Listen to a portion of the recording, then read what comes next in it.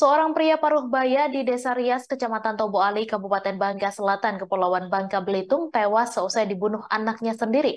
Pada Minggu 13 Agustus malam, pelaku bernama Harina alias Nos tega membunuh ayah kandungnya Sarkawi dengan sebilah pisau saat berada di rumah kontrakan yang telah mereka huni sejak 7 tahun silam.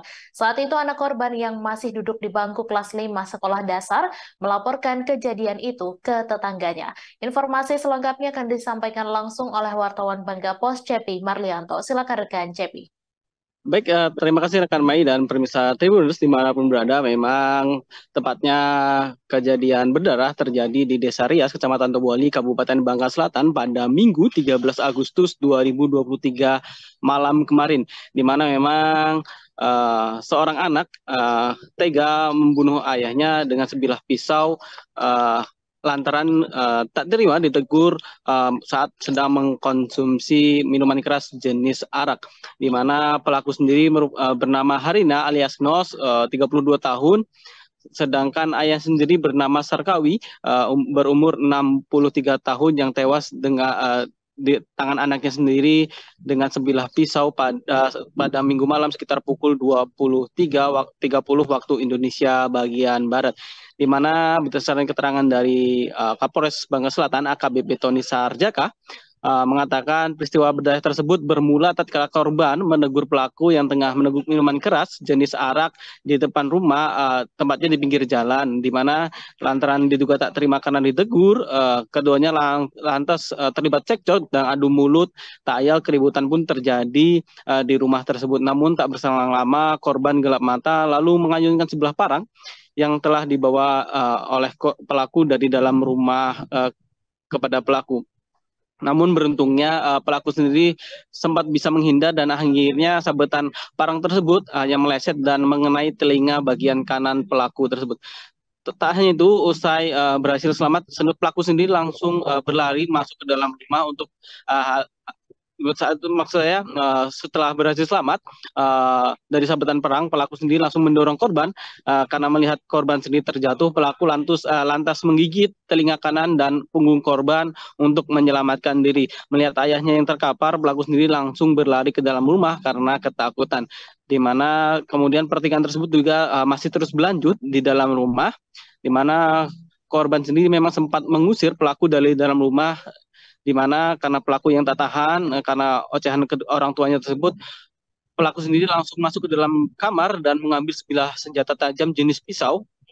Namun saat korban hendak masuk ke dalam kamar, pelaku sendiri langsung menikam pisau tersebut ke arah dada korban, di mana setelah itu jadi pelaku sendiri langsung melarikan diri dan korban sempat berteriak meminta tolong dengan kondisi yang sudah berlumuran darah kepada anaknya yang saat itu tengah terlelap tidur, di mana melihat kondisi ayahnya yang telah terbaring dengan berlumuran darah, anak korban yang masih duduk di kelas 5 sekolah dasar langsung bergegas meminta pertolongan kepada warga sekitar. Namun sayangnya saat anak meminta pertolongan, nyawa ayah korban sendiri, korban sendiri sudah tak lagi tertolong dikarenakan diduga tikaman tersebut mengenai organ vitalnya, yakni paru-paru.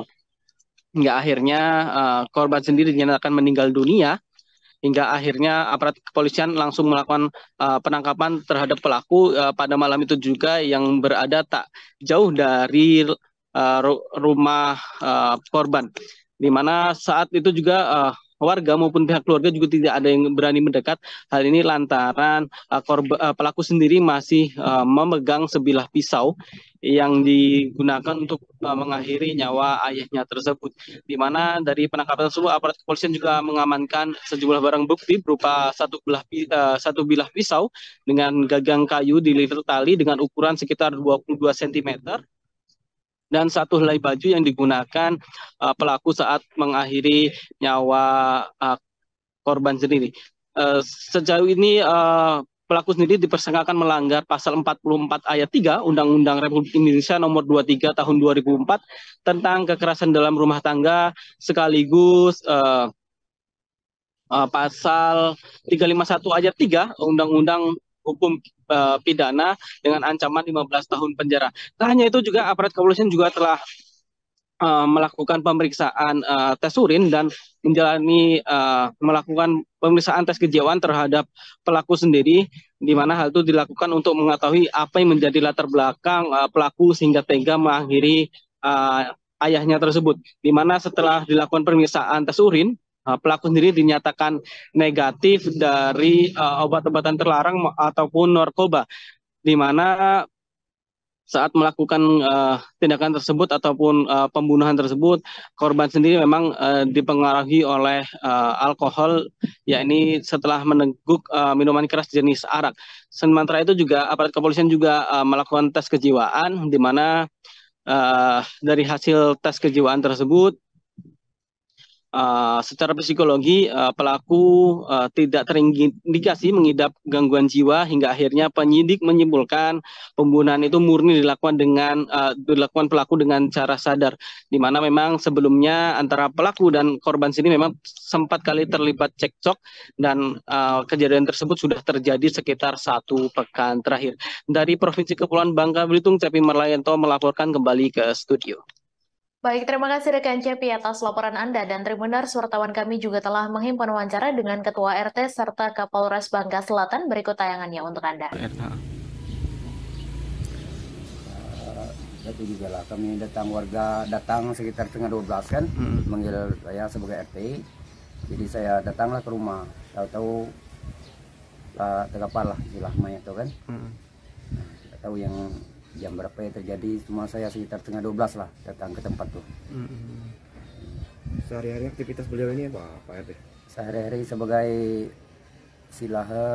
datang lah, pengobatan lah istilahnya. Ada warga anak obat anak kan, silah bantu normal lah. Terkait masalah narkoba, jadi setelah kita lakukan penangkapan, memang pelaku ini langsung kita lakukan pemeriksaan urin. Jadi dari hasil tes urin yang kita dapatkan bahwa dalam urinnya tidak ditemukan zat vitamin. Jadi sementara ini tidak terpengaruh dari obat-obat narkoba. Demikian. Terima kasih. Terkait itu juga sama.